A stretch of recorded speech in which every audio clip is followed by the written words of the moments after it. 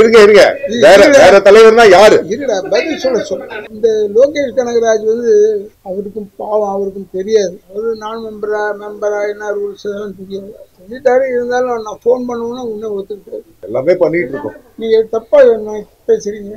என்னங்க அததான் கேக்குறேன். இருடா, ராதா ரவி சார் கோழை இல்லைங்க. ராதா ரவி சார் கோழை இல்ல. எல்லாருக்கும் வணக்கம்.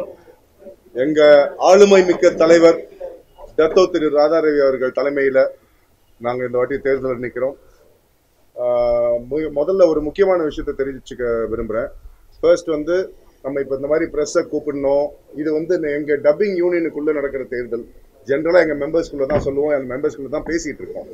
ப்ரெஸ்ஸை கூப்பிட்டு வெளியில சொல்லணும்னு விருப்பம் இல்லை. ஆனால் எங்க கூடவே இருந்துட்டு இன்னைக்கு துரோகிகள் மாதிரி எதிரில் போய் நிற்கிறவங்க, அவங்க முதல்ல வெளியில தெருவில் இறங்கி இல்லாததையும் பொல்லாததையும் வந்து சொல்லியிருக்காங்க. அந்த பொய்களை உடச்சி விடணும். நாங்கள் விளக்கம் கொடுக்க வரல, பொய்களை உடச்சி விடணும். ஒன்று.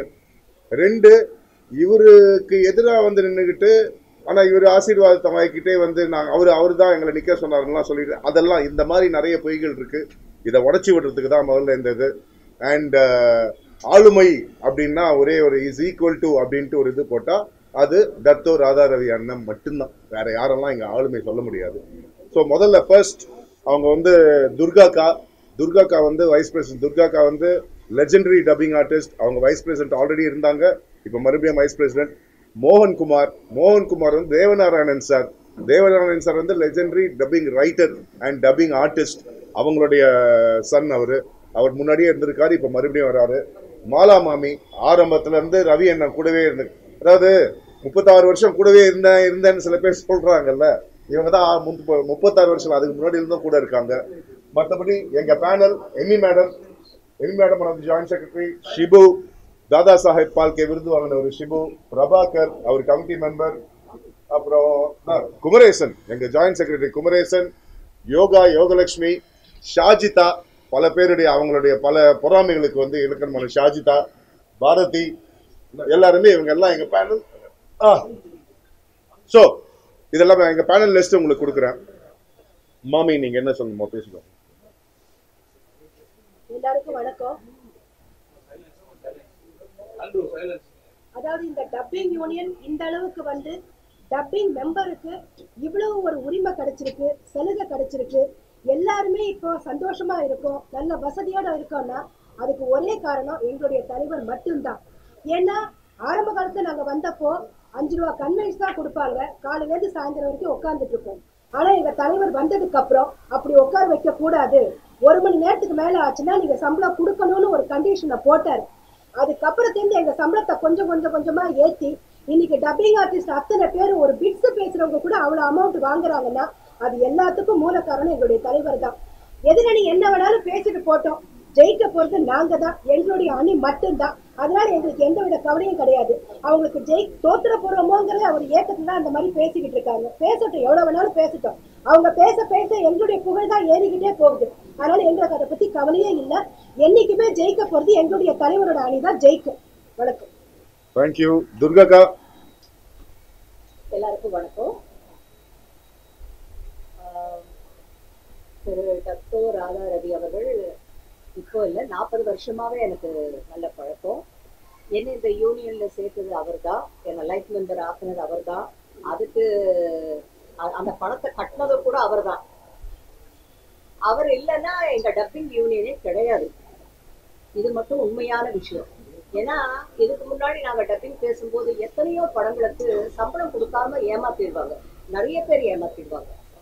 இந்த டப்பிங் பேசும்போது ஸ்பாட் பேமெண்ட் கொடுக்கணும்னு கொண்டு வந்தது அவர் தான், எங்க தலைவர் தான். இன்னொன்னு வந்து இப்போ இந்த சங்க வழி சம்பளம்னு கொண்டு வந்தது அவர் தான். இதனால என்னன்னா எல்லாருக்கும் சம்பளம் வந்து போய் சேருது, உண்மையா போய் சேருது, யாரும் ஏமாத்தப்படலை.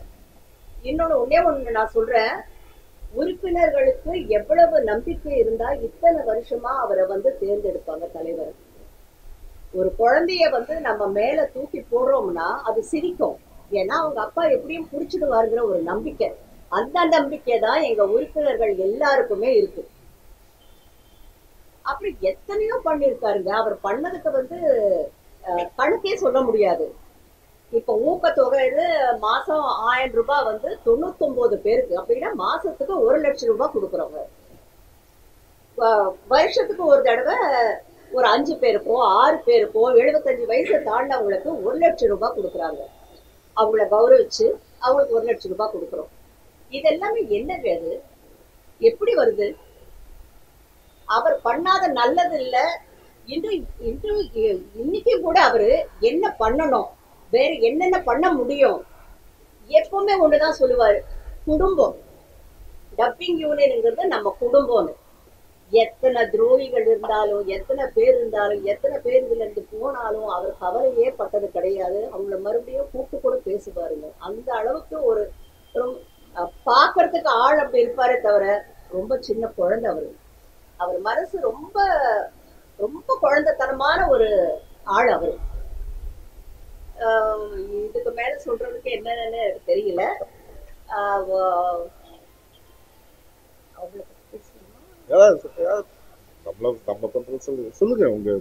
அப்புறம் கதிரை பத்தி ஏதோ பேசியிருக்காங்க.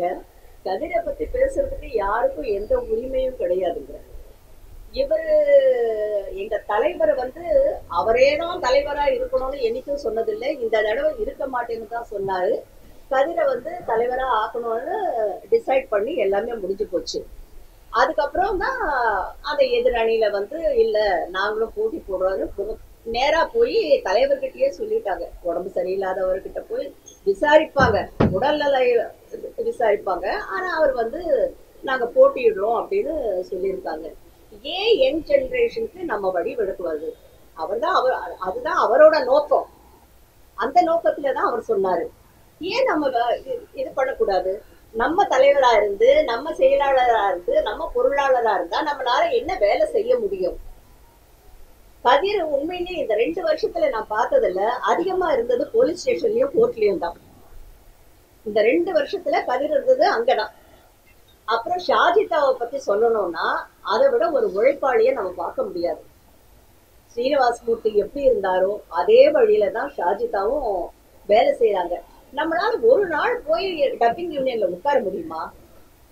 ஒரு நாள் நம்மளால இருக்க முடியுமா? எதுக்கு நமக்கு இந்த வீராப்பெல்லாம்? அதனால எப்படி இருந்தாலும் என்ன இருந்தாலும் எங்க தலைவர் அணிதான் ஜெயிக்கும். எங்க தலைவர் அணி டீமாவே ஜெயிக்கும்னு நான் சொல்லிக்க விரும்புறேன். தேங்க்யூ. மோகன். எல்லாருக்கும் வணக்கம். என்னென்ன சொல்லணுமோ எல்லாமே மனமொழி சொல்லிட்டாங்க, சொல்லிட்டாங்க. இதுக்கு மேல சொல்றதுக்கு வேற எழுதுகிறது. இன்னொன்று துர்காக்கா சொன்னாங்க, மாதிரி வயதானவர்களுக்கு வந்து மாசம் 1000 ரூபாய் ஊக்கத்தொகை அப்படின்னு ஒன்று கொடுத்துட்டு மாதிரி வருடத்துக்கு ஒரு முறை வந்து 75 வயசுக்கு மேல கடந்தவங்களுக்கு 1,00,000 ரூபாய் கொடுக்குறாங்க. இதுல குறிப்பா என்ன சொல்லணும்னா, மற்ற யூனியன்கள்ல வந்து ரிட்டையர்மெண்ட் இருக்கு. எங்க யூனியன்ல பொறுத்தவரைக்கும் ரிட்டையர்மெண்ட் கிடையாது. ஏன்னா 80 வயசுக்கு மேல இருக்கிற ஒருத்தர் கூட வாய்ப்பு கிடைக்கலாம். திடீர்னு ஒரு இயக்குனர் வந்து 80 வயசுக்கு மேல ஒருத்தர் நடிச்சிருக்காரு, அவருக்கு அதே அந்த ஏஜ்ல ஒரு வாய்ஸ் வேணும் அப்படிங்கிற போது அந்த வாய்ஸ் தான் கொடுத்தாரு. மற்ற ஒரு 50 வயசுல இருக்கவங்க 60 வயசுல இருக்கவங்க பேசினாங்க, ஒரு மிமிக்ரி மாதிரி தான் இருக்கும். ஸோ அதனால அண்ணன் பொறுத்த வரைக்கும் ரிட்டையர்மெண்ட்டும் கொடுக்க வேண்டாம், அதே நேரத்துல அவங்களுக்கு ஒரு நல்ல அமௌண்ட்டும் போய் சேரணும், வேலை இருக்கோ இல்லையோ. அதுக்காக ஆரம்பிக்கப்பட்டது தான் இந்த ஊக்கத்தொகை. அது மாதிரி வயதானவர்கள் இறந்து போனதுக்கு அப்புறம் அவங்களுக்கு அமௌண்ட் கிடைக்குது, அவங்க குடும்பத்துக்கு கிடைக்குதுன்றத விட அவங்க இருக்கும் போதே அவங்களுக்கு ஒரு பேங்க் பேலன்ஸ் ஒன்று இருக்கு. ஆக நமக்கு ஒரு அமௌண்ட் இருக்கு, நமக்கு ஒரு பாதுகாப்பு இருக்குன்ற ஒரு எண்ணம் அவங்களுக்குள்ள இருக்கணும்னுக்காக தான் அந்த வருடத்துக்கு ஒரு முறை வந்து அந்த வயதானவர்களை தேர்ந்தெடுத்து 1,00,000 ரூபாய் இது வரைக்கும் நிறைய பேருக்கு கொடுத்துருக்காங்க. இன்னும் போக போக இது இன்னும் நிறைய பேர்களுக்கு வர ஆரம்பிக்கிறது. இந்த மாதிரி இன்னும் எவ்வளவோ செஞ்சிருக்காரு அண்ணன். இன்னைக்கு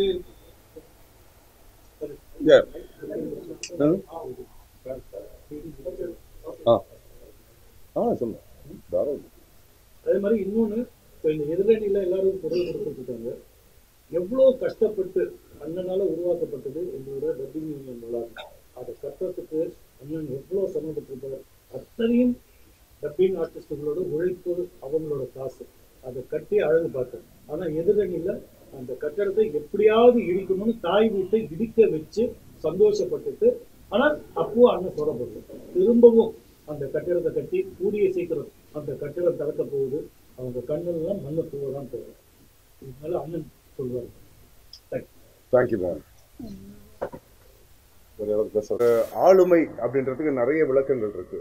அதுல ஒரு விளக்கம், இன்னொரு விளக்கம் என்னன்னா, தான் மட்டுமே மூச்சு பிடிச்சி தப்பன்னு பேசுறது கிடையாது ஆளுமை.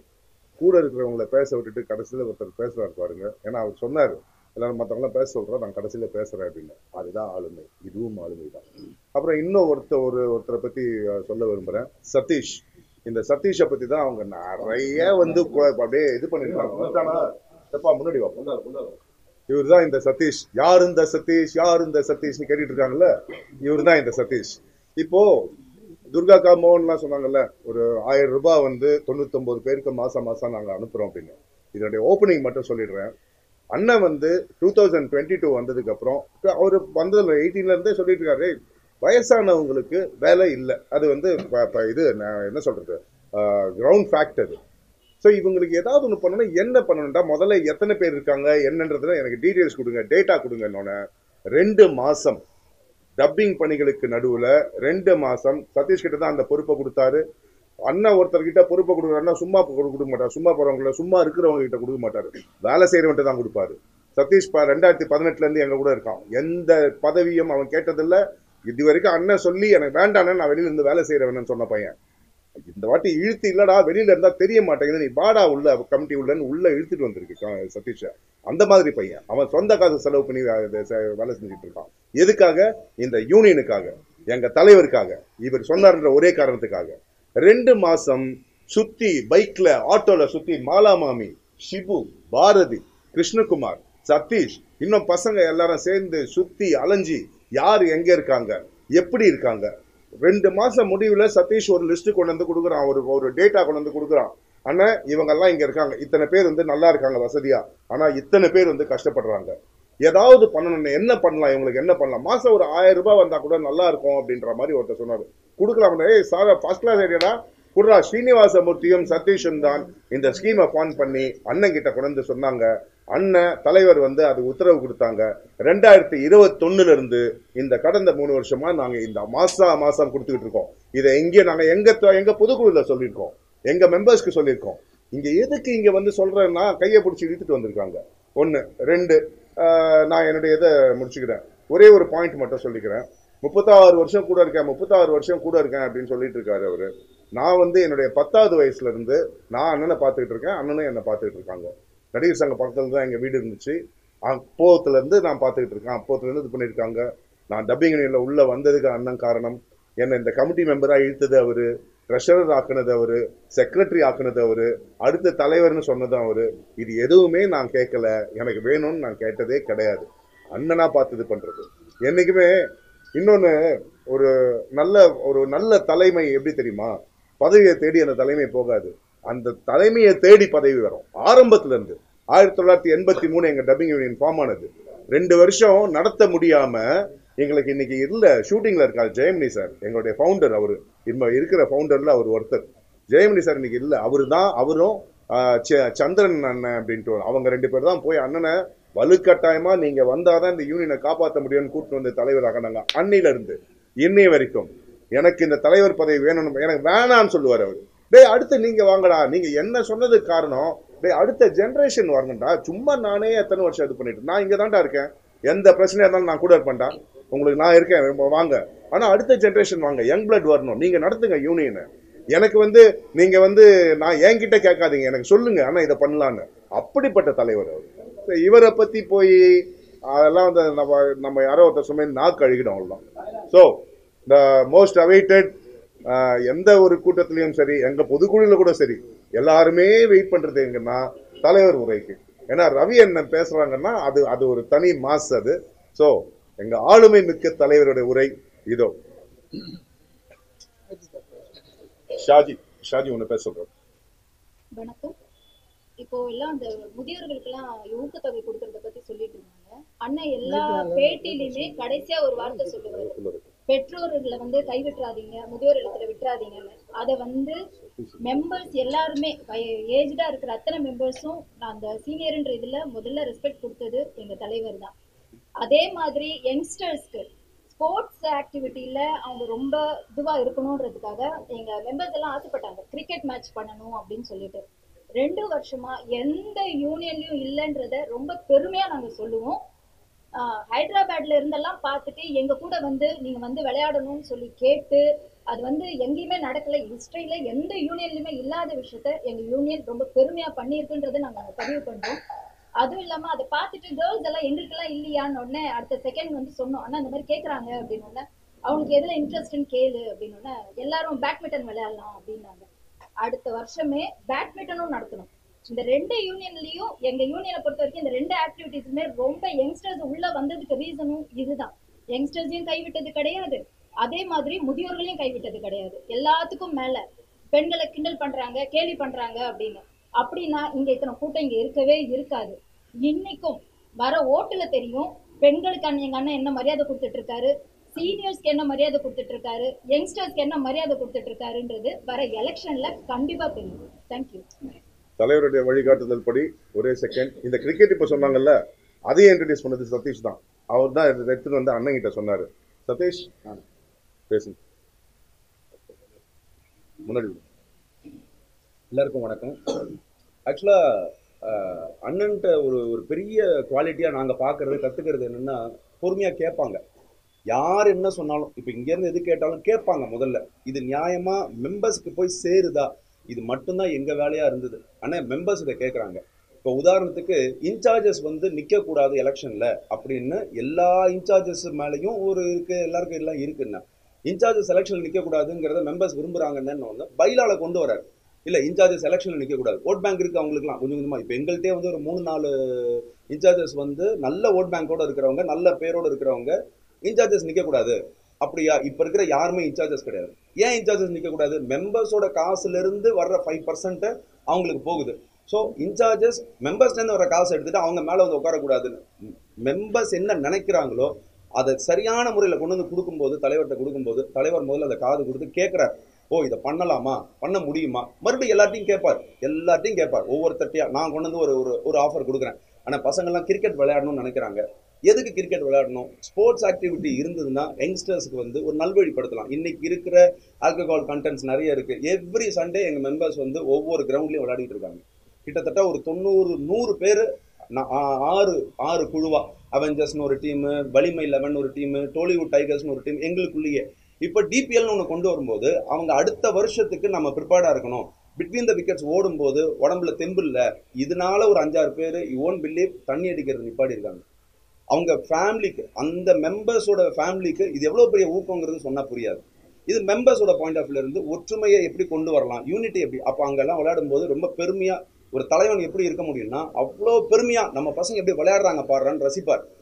அதே மாதிரி இப்போ இதில் எடுத்துக்கிட்டிங்கன்னா, பேட்மிண்டன் எடுத்துக்கிட்டிங்கன்னா, பசங்களெல்லாம் விளையாட விட்டு என்ன வேணும் அடுத்தது என்ன பண்ணலாம், எல்லாரும் கேட்டது இன்சார்ஜஸ் மேலே நிற்கக்கூடாது, பைலால கொண்டு வந்தாச்சு. இப்போ அதை தாண்டி அவங்க என்ன சொல்கிறாங்கன்னா, டெக்னிக்கலாக இன்னும் சைன் ஆகி வரல, அப்போ நாங்கள் நிற்கிறோம். மெம்பர்ஸ் என்ன விரும்புகிறாங்களோ அதை தான் இன்னைக்கு வரைக்கும் தலைவர் செஞ்சுருக்காரு. அடுத்தடுத்த ஜென்ரேஷன் வரணும். இப்போ பிரச்சனையே என்னன்னா, அடுத்த ஜென்ரேஷன் வழி விடுங்கன்னு சொல்கிறது தான். இப்போ தலைவர் என்ன சொல்கிறாரு, எல்லா பதவியும் நான் பார்த்துட்டேன், பதவி மேலே ஆசையே இல்லை, எனக்கு வேண்டாங்கிறார். இல்லைன்னு அவர் ரவி அண்ணன் இல்லைன்னா யூனியன் இல்லை. அதை வந்து இவங்க திரும்ப திரும்ப நிரூபிச்சுக்கிட்டே இருக்காங்க. அவரையும் போட்டு கஷ்டப்படுத்தி அண்ணன் நகர்ந்தாருன்னா இங்கே அடிச்சு போங்கிற மாதிரி. 40 வருஷம் நண்பர்னா எப்படி இருக்கணும் அப்படின்னா, உடம்பு முடியலன்னா தோல் கொடுக்கணும். அந்த நேரத்தில் நான் அடிச்சுப்பேன்னு சொல்லவே முடியாது, சொல்லக்கூடாது. அது நட்புக்கு பெரிய தப்பாக போயிடும். நாங்கள் திரும்பவும் எல்லா டைமும் சொன்னோம், வேண்டாம் நீங்கள் வாங்க இருங்க, கேட்கவே இல்லை. இப்போ நான் என் சைட்லேருந்து சொல்கிறேன்னா, யங்ஸ்டர்ஸ் எல்லாரும் அண்ணனுக்கு தான் சப்போர்ட்டு, ரவி அண்ணனுக்கு தான் சப்போர்ட்டு.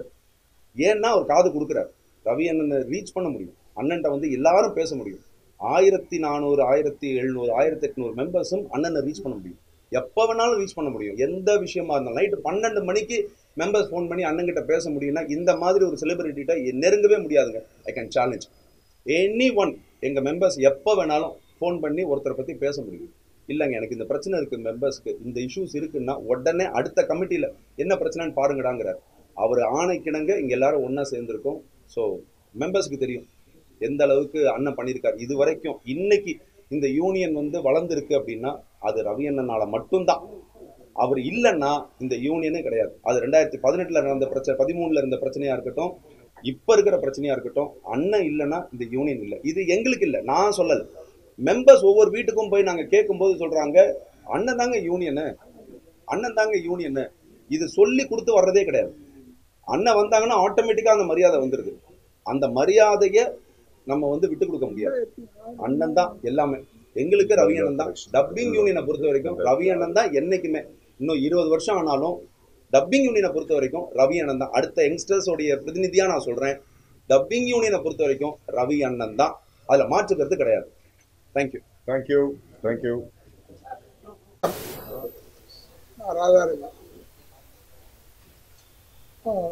இப்போ இந்த தடவை நடக்கிற தேர்தலில், டப்பிங் யூனியன் தேர்தலில் நான் தலைவருக்கும் செயலாளர் டிஎன்பி கதிரவன் அவர்கள், பொருளாளர் ஷாஜித் அவர்கள், உபத்தலைவர் டி மோகன் அவர்கள், துர்கா சுந்தரராஜன் அவர்கள், கே மாலா அவர்கள், இணைச் செயலாளர்கள் எம்எஸ்கே குமரன், என் சதீஷ்குமார், எம்மி அவர்கள், செயற்குழு உறுப்பினர்களாக விசி Jayamani, EMS Muralidharan, HR Muralidharan, Bharathi Raja, Shankar, Bhuvaneswari, Krishnakumar, R Prabhakaran, Vinod Sagar, Shibu,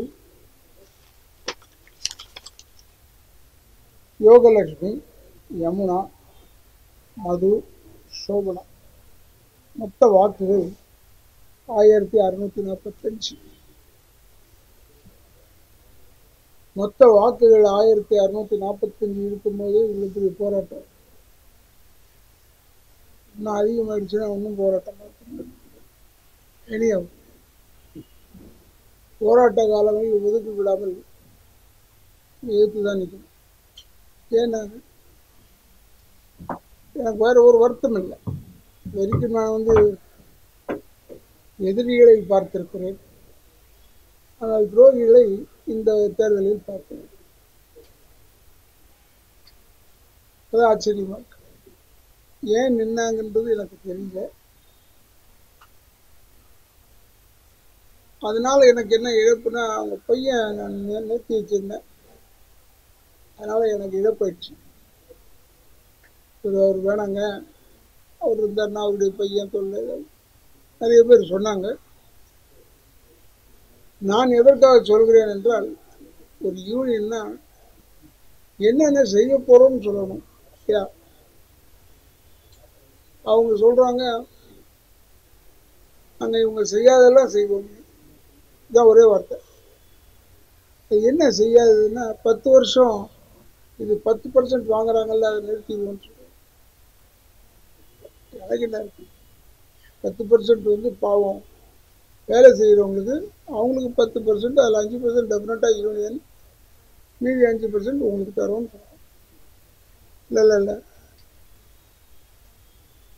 சொன்னதுலேயே இந்த 10% தான் என் காதில் விழுச்சு. அப்போ கூடவே இருந்து 40 வருஷம் கூட இருந்தீங்க, ஏன் ஒரு தடவை கூட நீ சொல்லலை கேட்டா? இது எழுதியிருக்கேன், பாயிண்ட்ஸ்லாம் எழுதி வச்சிருக்கேன், இதில் பேசுறதுக்கு பேப்பர் இந்த மீட் பண்ணுறோம், இதில் பேசிடு, அது மட்டும். நான் தைரியமாக தன்னம்பிக்கையோடு இருக்கேன். நிச்சயமாக நம்ம அணி பெரிய அளவில் வெற்றி பெறும் சொல்லியிருக்கீங்க.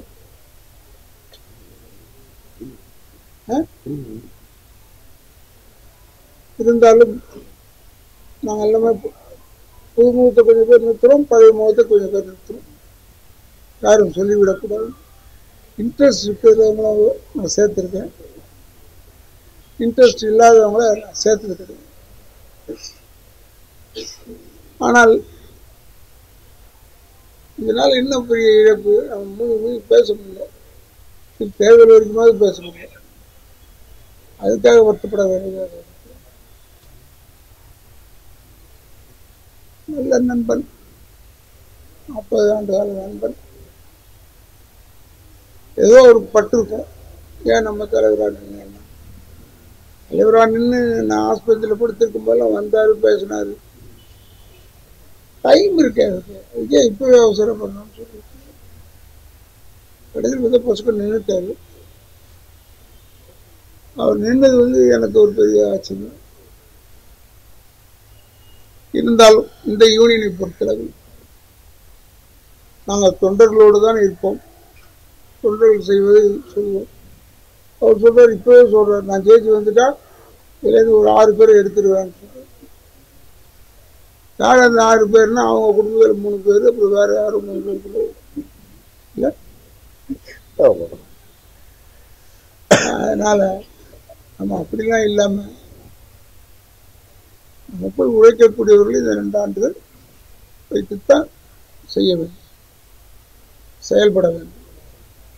கூட சொல்லியிருக்கேன், தேர்தல் ரிசல்ட் முடிஞ்ச உடனே முதல் வேலையை யார் யாருக்கு என்னென்ன தேவை ஏற்கனவே நோட் பண்ணி வச்சிருக்காங்க என்னென்ன தேவை. அதனால் அந்த அளவுக்கு நாங்கள் துரிதமாக தான் பணி செய்து கொண்டிருக்கிறோம். Human wants cannot be satisfied. நம்முடைய தேவைகளை பூர்த்தி செய்ய முடியாது யாருமே. ஆனால் அந்த தேவைகளை ஓரளவுக்காக பூர்த்தி செய்கிறோம். என் கூட பக்கத்திலே உட்கார்ந்துக்கிட்டு இப்படி பண்ணிட்டாரு என்பது அர்த்தம். சொல்லி இதில் நாங்கள் நிச்சயமாக வெற்றி அடைவோம். எங்கள் லிஸ்ட்டை உங்களுக்கு படிச்சிருக்கேன். நாங்கள் வெற்றி பெறுவதற்கு நீங்கள் உறுதுணையாக இருக்க வேண்டும். அதுதான் மிக முக்கியம். போங்க அவர்கிட்டையும் கேளுங்க, அவரும் ஏதாவது கொடுப்பாரு. நிச்சயமாக இருக்கு என்று சொல்லி இந்த முறையும் எனக்கு வாக்களித்து ராதா ரவி தலைமையிலான யூனியன் கம்ப்ளீட்டாக வெற்றி வந்தது. இதை சொன்னது எனக்கு சந்தோஷம் என்று சொல்லி விடைபெறுகிறேன். நன்றி, வணக்கம்.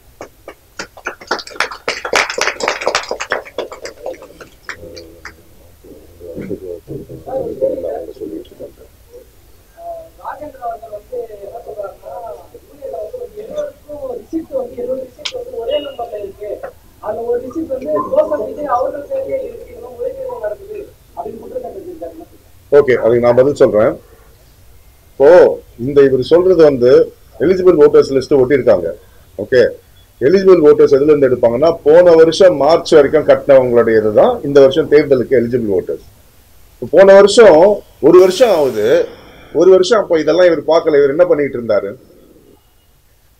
இப்போ இது இன்னர் சிஸ்டம். நாங்க எங்க இஷ்டப்படி நாங்க பில் போட்டுக்கல, ரெசிப்ட் போடல. ஆடிட்டருடைய அட்வைஸ் படி இன்னொரு நீங்க கேட்டது நல்லதா போச்சு.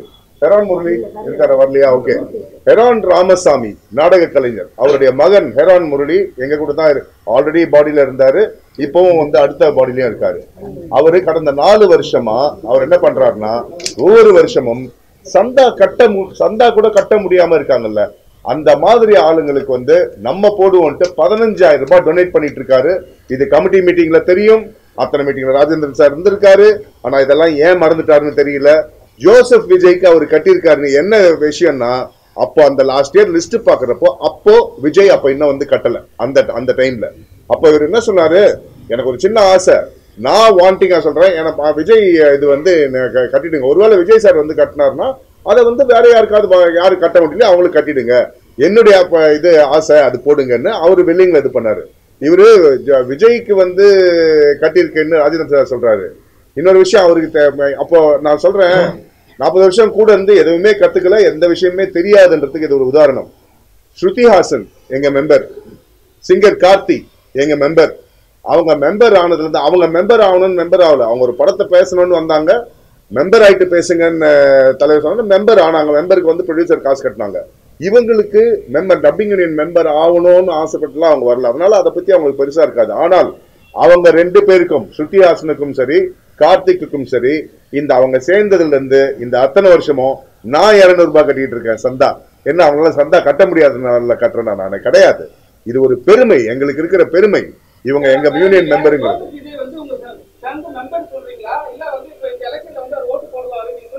எந்த எலெக்ஷன்லயும் விஜய் சார் ஓட்டு போடுறது கிடையாது. அவங்க அவங்களுக்காக நாங்க கட்டுறோம், அது எங்களுக்கு வந்து பெருமை தான் சொல்றீங்க. ஸோ அவங்க நீங்க வந்து எலெக்ஷன் கூப்பிட்டு வந்து ஓட்டு போட வைக்கலாமே. எங்க ஓட்டுங்கிறது அவருடைய உரிமை, ஒவ்வொருத்தருடைய உரிமை, அத கடமை. அது வந்து உங்களுக்காக ஓட்டு போட சொல்லுங்க சார். யாருக்காக? சங்கத்துக்காகவும் வந்து ஓட்டு போடுங்கன்னு நாங்க சொல்லுவோம். ஓகே, நான் வர வேண்டியது அவங்களுடைய உரிமையும் கடமையும். போய் கையை பிடிச்சி நிறுத்தி வர முடியாதுல்ல, சொல்றதுதான் நம்மளால முடியும். ஓகே சார், விஜய் சார் வந்து கட்டுறாரு அப்படிங்கறத அது குறையா சொல்லல. சரி, அவங்க உண்மையாவே கட்டி இருக்கலாம். அவருடைய கேள்வி என்னன்னா 70 ரிசிப்ட் ஒரே நம்பர்ல இருக்கு. ஆமாங்க, மறுபடியும் சொல்றேன், ஆடிட்டருடைய அட்வைஸ் படி சில விஷயங்கள் இப்படிதான் பண்ணணும்ட்டு நான் சொல்றேன், நாங்களா போட்டுக்கல, இதெல்லாம் ஆடிட்டருடைய அட்வைஸ். ஏன்னா இங்க இருக்கிற கணக்கு ஒவ்வொரு மாசமும் செயற்குழுல சமர்ப்பிக்கிறோம். ஒவ்வொரு மாசமும் அதெல்லாம் பார்த்துட்டு டீடைல்ஸோட பார்த்துட்டு ஓகே பண்ணி தான் ப்ரொசீட் ஆகுது. ஓகே, இது ஆடிட்டர் தான் அந்த மாதிரி போட. ஏன்னா இது டொனேஷன்ல வந்த இது வந்து ஒரே கணக்குல வரணும், இந்த டொனேஷன் அமௌண்ட்ல வரணும். இல்லன்னா டபுள் என்ட்ரி வரும். இப்படி போடுங்கன்னு ஆடிட்டர் அட்வைஸ்ல தான் இது பண்ணுது. உள்ள வந்து கேட்டா தெரியுங்க, வெளியில இருந்து பேசினா எதுவுமே தெரியாது. தெருவுல இறங்கி டப்பிங் யூனியன் பத்தி டீடைல்ஸ் வேணும்னா டப்பிங் யூனியனுக்குள்ள தான் வந்து இது கேட்டதான் தெரியும். இப்போ இது கூட போன மாச கமிட்டி மீட்டிங் வரைக்கும் கூட ராஜேந்திரன் அங்கதான் இருந்தாரு. ஆமா, அவருக்கு எல்லா விஷயமும் தெரியும். எல்லாரோட ஒப்புதல்லையும் தான் எல்லாமே நடக்குது. இந்த கேள்வி அவர் அப்ப கேட்டிருக்கலாமே, இப்ப எதுக்கு கேக்குறாரு? ஏன்னா தெரியல. இல்ல, யாருகிட்டயும் அவர் வந்து கேட்கலங்க, யாருகிட்டயும் அவர் வந்து கேட்கல, உங்ககிட்ட தான் கேட்டாரு. அவரு இன்டர்வியூ கொடுக்கும் போது ஒரு விஷயம் சொல்றாரு. ஒரே ஒரு பத்திரிகையாளர் தான் இருக்காங்க. அவர் கேட்கிறாரு, எங்க உள்ள பணம் கையாடல் ஏதாவது நடந்திருக்குமா அப்படின்னு கேட்கிறாரு. அதுக்கு அவர் பதில் சொல்றாரு, நான் ஜெயிச்சு உள்ள போய் உட்கார்ந்ததுக்கு அப்புறம் தான் அதை பத்தி எல்லாம் தெரிஞ்சுக்க முடியும் அப்படின்றாரு. இவ்வளவு நாள் என்ன அவர் குழல் செயலியா உட்கார்ந்து இருந்தாரு? கமிட்டியில தான் உட்கார்ந்து இருந்தாரு. சார், உங்க கேள்விக்கு நீங்க கேட்டுட்டு இருக்கீங்க, உங்க கேள்விக்கு ஷார்ட்டா பதில் சொல்றேன். இதெல்லாம் என்னன்னா, அண்ணா வந்து என்ன தலைவர்னு சொன்னார்ல, அவர் நினைச்சிட்டு இருந்தாரு அவரை தலைவர்னு சொல்லுவாருன்னு. சொல்லல அப்படின்னு எதிரில போய் நின்னுட்டாரு. சோ நின்னுட்டதுக்கு அப்புறம் என்ன பண்றது? நான் இதெல்லாம் நல்லது பண்ணணும், எல்லா நல்லதையும் பண்ணிட்டு இருக்காரு, ஆல்ரெடி பண்ணிட்டு தான் இருக்கோம். பழி சொல்லணும். என்ன பழி சொல்றது? என்ன இதுக்கு இன்னொன்னு சொல்றேன், இவர் ஒரு சொந்த புத்தியில பேசல, இது பின்னாடி இருந்து ஒருத்தன் எடுத்து கொடுத்துட்டு இருக்கான். ஓகே, அதுதான் இவர் பேசிட்டு இருக்காரு. எங்க மெம்பர்ஸ் தெரியும் அது யாருன்னு நான் சொல்லிட்டு இருக்கேன். ஓகேயா? சோ ஓரளவுக்கு இதை நான் மறுபடியும் ஆரம்பத்துல சொன்ன மாதிரி அவர் சொன்ன குற்றச்சாட்டுக்கு இங்க விளக்கெல்லாம் சொல்ல வரல. நாங்க சில பொய்களை உடைக்க வந்திருக்கோம், ஒண்ணு சில விஷயங்களை எடுத்து சொல்ல வந்திருக்கோம், அவ்வளவுதான். ராதாரவி சார் வந்து இப்ப வந்து கொஞ்சம் வயசு முழுதுனால வந்து அவர் தலைவரா வச்சுட்டு கொஞ்ச நாளுக்கு அப்புறம் அவர் ஜெயிக்க வச்சுட்டு அதுக்கப்புறம் வந்து வேற தலைவரை வந்து உட்கார மாதிரி வந்து ஒரு பேச்சு போயிட்டு இருக்கு. இருங்க வேற தலைவர்னா யாரு? பதில் சொல்ல என்னங்க, அதான் கேக்குறேன். இருடா, என்ன சொல்றாங்கன்னா அவங்க வந்து அது மாதிரி பேச்சு போயிட்டு இருக்கு. சரி, ராதாரவி சார் இல்லன்னா வந்து சங்கமும் ஒண்ணு இல்ல, அவங்க சொல்றாங்க சங்கமும் ஒண்ணு இல்ல, பின்னாடி வேற உறுப்பினரும் ஒண்ணு இல்லன்றாங்க. சரி, உங்களோட பதில். ராதாரவி சார் கோழை இல்லைங்க, ராதாரவி சார் கோழை இல்ல. நான் இப்போ வரேன், நான் வர மாதிரி வரேன், 2 மாசம் கழிச்சதுக்கு அப்புறம் கதிர் நீ வா இல்ல துர்கா நீ வா அப்படின்னு சொல்றதுக்கு அவர் கோழை கிடையாது. அவரே நேரடியா சொல்லுவாரு. அது ராஜேந்திரன் சார் வாய் மூலமா சொல்ல வேண்டிய அவசியமே இல்லை. அதான் இல்ல அண்ணா, அதுக்கு அண்ணன் வந்து சொல்லுவாங்க. அதாவது அவர் சொல்றது என்னன்னா, ராதாரவி சார் இப்படி பண்றாரு, இப்படி பண்ண போறாரு. அவங்க யூனியனை விற்க போறது இல்லைல்ல. நான் எப்படியோ போறேன்பா, நான் இப்ப ஜெயிக்க போறேன், ஜெயிச்சுட்டு நான் வேற தலைவர் கொடுக்குறேன், ஆனா யூனியனை விற்க மாட்டேன்ல. அந்த சட்டப்படி என்னன்னா யூனியன் விற்க முடியாது. இப்ப எனக்கு தெரியாதுன்னு சொல்ல முடியாது.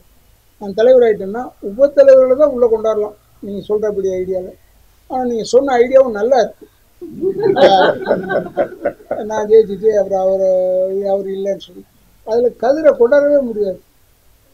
ஏன்னா கதிர் வந்து செயலாளராக இருக்கார், அவரை கொண்டாட முடியாது. இன்னொன்று சொல்லிடுறேன், இந்த துர்காமா யாருன்னா டைரக்டர் சுந்தரராஜன் சார் இருக்கார்ல, அவங்களுடைய 2வது மனைவி. அவங்க நல்ல வாழ்க்கை எல்லாம் நல்லா இருக்கு. அவங்க முந்தின தடவைலாம் முதல்ல எதிர்த்து நின்னாங்க, அப்புறமா நம்ம கிட்டே விட்டாங்க. ஏன்னா அதாவது செயல்படணும். அதே மாதிரி கதிர் யாருன்னா டைரக்டர் TN பாலு சார் பையன், அதாவது சட்டப்பையன் கையில் படம் எடுத்தாங்கல்ல, அவருடைய பையன். இப்போ நான் நினச்சிக்கிட்டேன், அப்போ இனிமேல் வரும்போது அவங்க வீட்டுக்காரு அவங்க அப்பா எல்லாரும் வந்து அவங்க ஸ்கூல் அட்மிஷன் மாதிரி ஆயிடுச்சு. அண்ட் ஒன் மோர் திங், இதில் யாருமே வந்து சோடையானவர்கள் கிடையாது. அவராக்கிடுவார் இவராக்கிடுவார்னா அது அவருடைய ஐடியாவாக இருக்கலாம். ஆக்க முடியுன்ற சட்டம் இருந்தால் கூட நம்ம இருக்கிற நான் ஏன்னா சொன்ன போன தடவை அதை தூக்கிட்டு சுமக்கிறாரு. போன தடவை சொன்னேன், இல்லைடா நான் வந்து விட்டுறேன், இன்னும் நான் தேய்ச்சிட்டு யாரையாவது கொண்டாந்துடலான்னு நான் சொன்னேன். ஒருவேளை அது என்னுடைய எஃபெக்டாக இருக்கும். அவர் புது ஐடியா எதுவுமே வர்ற அளவுக்கு அவர் இன்னும் தேர்ச்சிப்பாரு.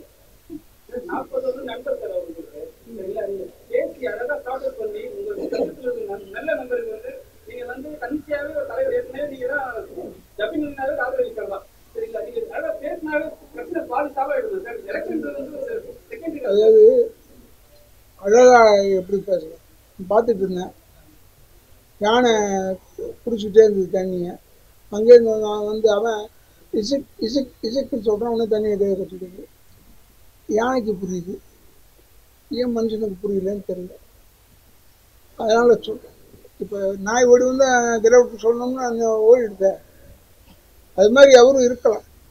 அவர் வந்து இல்லை நான் ஆசீர்வாதம் வாங்கிட்டேன். ஆசீர்வாதம் என்னது பெரிய ஆசீர்வாதம் வந்து சொன்னால் நான் நிற்கிறேன்னு சொல்கிறவங்கள நான் நிற்கக்கூடாதுன்னு சொல்லக்கூடாது. அதுதான் பேசிக்காக. அதனால் அவர் நின்னார். அவ்வளோ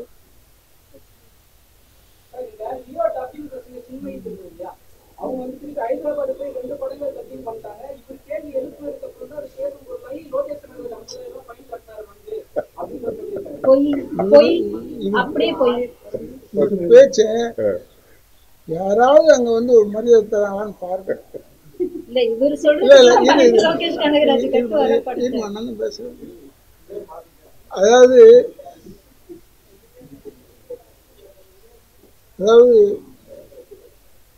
லோகேஷ் கனகராஜ் சார் தான் கொடுக்கணுன்றதே இல்லை. யார் நடிச்சாங்கன்னு பார்த்தேன், யாரும் வாங்கலையா?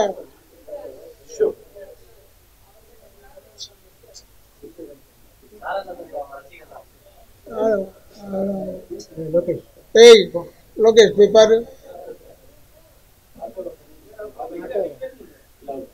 பப்ளிக் தான் பேசலாமா? டிஸ்டர்பன்ஸ் சரி. என்ன இந்த லோகேஷ் கனகராஜ் வந்து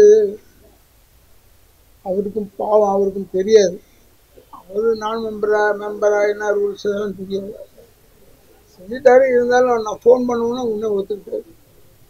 நான் அனுப்புறேங்க அனுப்புறேன்னா அது அனுப்பிச்சுட்டு இருப்பேன். அது இவர் சொல்லி தான் அங்கே போய் சொல்லி அப்புறம் ஆச்சுன்னு சொன்னால் அந்த பெருமை அவருக்கு போகணும்னா பெருமை போட்டோம். எனக்கு ஒன்றும் இல்லை, வந்துடுச்சு காசு இவங்களுக்கு, அவ்வளோதான். எங்கேயாவது அதோட ஓவர்.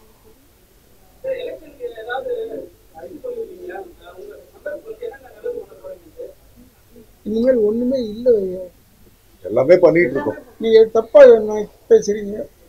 வேற ஆளுங்கிட்ட பேசுற மாதிரி ஏன் என்கிட்ட பேசக்கூடாதுன்னா, நான் இதெல்லாம் வச்சிருந்தேன்னா இந்நேரம் சொல்லியிருப்பேன். என் ஆளுங்களுக்கு இவ்வளோ கொடுக்கணும் அவ்வளோ கொடுக்கணும். ஒண்ணுமே கிடையாது. இது வேலை இருக்கு. என்ன கேக்குறாங்களோ, பெரும்பான்மையான உறுப்பினர்கள் என்ன கேக்குறாங்களோ அதை எங்க தலைவர் செய்வார். சார் நாங்க ஓட்டு கேட்க சொல்லியிருக்காரு. சார் நாங்க எல்லா எலெக்ஷன்லயும் சொல்றது, இவர் வாக்குறுதி தான் கொடுக்க மாட்டாரு, வாழ்க்கை கொடுப்பாரு, அவ்வளவுதான். ரைட்டா? என்ன வேணும் ஏங்க? 1985 இருந்து அவரு தானே பண்ணிட்டு இருக்காரு. அவருக்கு தெரியாதா யாருக்கு என்ன பண்ணணும்னு? எல்லாமே பண்ணி உண்மையாவே அவர் சொன்ன மாதிரி இனி பண்றதுக்கு எதுவும் இல்லை.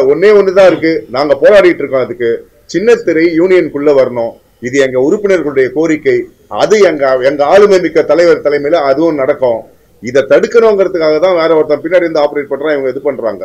இன்னொன்னு ஒரு சின்ன ஒரே ஒரு விளக்கம், சின்மைய நாம் பேச விட்டேன்னு ராஜேந்திர சார் சொல்லியிருக்காரு. ஓகேயா? நாங்க பேச விடல. அப்புறம் எப்படி திருட எப்படி நைட்ல வந்து யாருக்கும் தெரியாம திருடுவானோ அந்த மாதிரி நைட்ல திருத்தனமா வந்து பேசினது.